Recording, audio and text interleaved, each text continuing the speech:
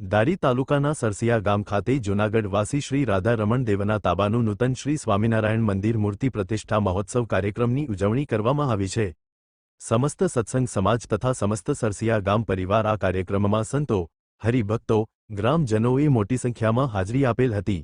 તારીખ 06/05 થી 08/05 સુધીના 3 દિવસીય કાર્યક્રમમાં કથા પ્રવચનનું આયોજન કરવામાં આવેલ। જાજરમાન સ્વામિનારાયણ મંદિરના ભૂમિપૂજનથી લઈને મૂર્તિ પ્રતિષ્ઠા મહોત્સવ કાર્યક્રમ સુધી તન મન અને ધનથી સહકાર આપનાર વિપુલભાઈ માલાણીની સાકરતુલા કરવામાં આવેલ।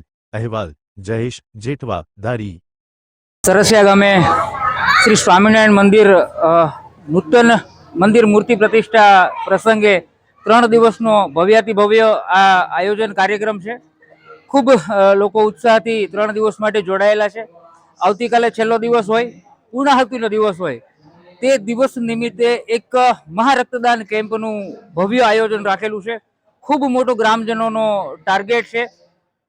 જરૂરિયાતમંદ દર્દીઓને ઉપયોગી થવાના શુભ આશયથી લોકો ખૂબ મોટી સંખ્યામાં રક્તદાન કરવાના છે।